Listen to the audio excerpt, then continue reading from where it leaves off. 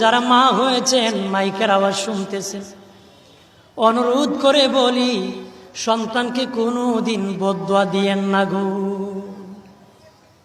সন্তানদেরকে বদদুয়া দিবেন না, ভুল করেছে একদিন ক্ষমা চাবে। যারা সন্তান আছো ভালো করে শুনে নাও, জীবনে কোনোদিন বেয়াদবি করিও না রে। যদি বেয়াদবি করো আর তোর মা যদি আল্লাহর কাছে হাত বাড়িয়ে দোয়া করে, করতে দেরি হবে, আকাশের মালিক কবুল করতে দেরি করবে না রে। আমার দ্বীনের নবী বলেন, পৃথিবীর সন্তানেরা, তোমার মায়ের জন্য বাবার জন্য যত কষ্ট করো না কেন রে, কষ্টের কথা তোর মার কাছে তুই বলিস না। ঢাকা থেকে ঈদের সময় আসছো, ট্রেন গাড়িতে সিট পাস নাই দাঁড়ায় আসছো, মার কাছে বলিস না মা তোমার সাথে ঈদ করতে আমার বড় কষ্ট হয়েছে, এমন দুঃখের কথা শেয়ার করতে নবী নিষেধ করেছে। কেন জানো নি? তোমার মা তোমার দিন পায়খানা পরিষ্কার করেছিল মাঘ মাসে, এই দুঃখের কথা তোমার সাথে শেয়ার করে নাই। তোমার মা প্রসব যন্ত্রণার কথা তোমার সাথে শেয়ার করে নাই। এত কষ্ট করে তোমাকে পৃথিবীতে এনেছিল, এই যন্ত্রণার কথা কোনোদিন তোমার কাছে বলে নাই। এই সামান্য যন্ত্রণার কথা মায়ের কাছে বলতে নবী নিষেধ করেছে। আমরা বলেনি?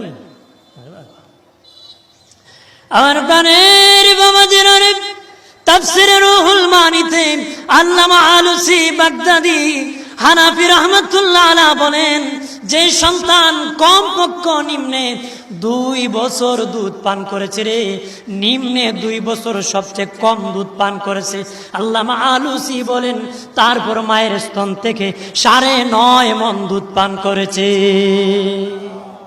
কয় মণ? 9.5 মণ দুধ পান করেছে রে। প্রাণের বাবাজি, ওই মায়ের সাথে জীবনে কোনোদিন খারাপ আচরণ করিও না রে। যারা সন্তান আছো মায়ের সাথে খারাপ আচরণ করিও না।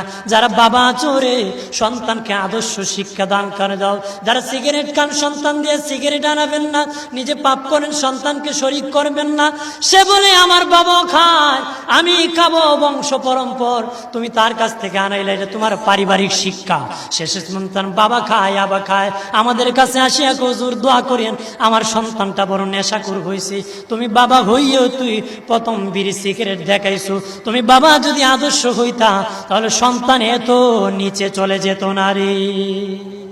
সন্তানকে ধমক মারে, ওটা বিড়ি আনলে না, কত বড় নিচে আমরা চলে গেছি, কত বড় নিচে আমরা চলে গেছি।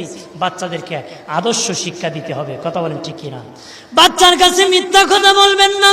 কেউ আপনার বাড়িতে আসছে, আপনি বলবেন না বল তোর বাবা ঘর না, কথা না। এ বাইরে আব্বা কইছে আব্বা ঘর দিছে না, এবার আসচ্ছি কইছে, আর বাবাই কইছে বাবা ঘর না। এই শিখায়, মিথ্যা কথা শিখায়। বলে কি তোর চাচা আমারে মারছে, আঘাত কর, এ চাচারে মারে এরপরে বাপরে মারে। এটা তার পারিবারিক শিক্ষা, কতক্ষণ ঠিক কিনা? এটা তার বাবার শিখানো রাস্তা, ওই রাস্তায় সে অতিক্রম করতেছে। বাচ্চাকে খেদমত শিখান, খেদমত, ভালো মানুষের খেদমত, আলেমের খেদমত, মুরব্বীদের খেদমত শিখাও রে। ছোট্ট ছোট্ট সাহাবীরা নবী দরবারে তারা খেদমত করতেন। ছোট্ট ছোট্ট বাচ্চারা, মা সে এখন নবীজি গো জন্ম দিয়েছি আমি, কিন্তু খেদমত করবে আপনি রাসূলুল্লাহ। আমি জন্ম দিয়েছি, আমি লালন পালন করেছি, আমি দুধ পান করাইছি নবী, কিন্তু আমার গোলামি করবে না, আপনার গোলামি করবে। এই রকম ভাবে সাহাবীরা নবীর কাছে তার বাচ্চাকে গোলামির জন্য, খেদমতের জন্য দিতেন।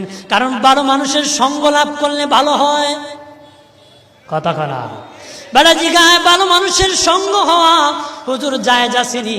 গাঞ্জাকুরের সঙ্গ হয় ঠিক, কিন্তু ভালো মানুষের সঙ্গ হওয়ার সময় জায়েজ আর না জায়েজ খুঁজে।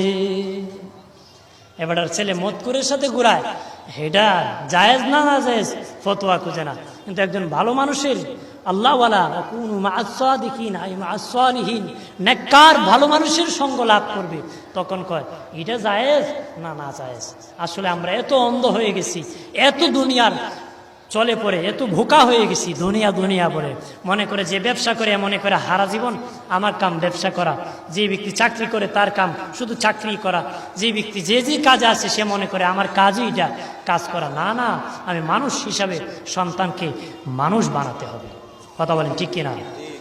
আমার প্রাণের বাবা জেনারে, ও বন্ধুরা, দিনের নবীর সন্তান ভালো মানুষ বানানোর জন্য 10টা আদেশ করেছেন।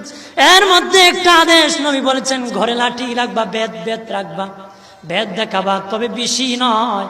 বাবাজি, এক দায়রা কোনোদিন কেউ ভালো হয় না রে, আশাও দিতে হবে, ভয়ও দিতে হবে।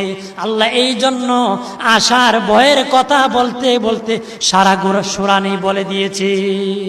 সারা কোরআনে যত জায়গায় জান্নাত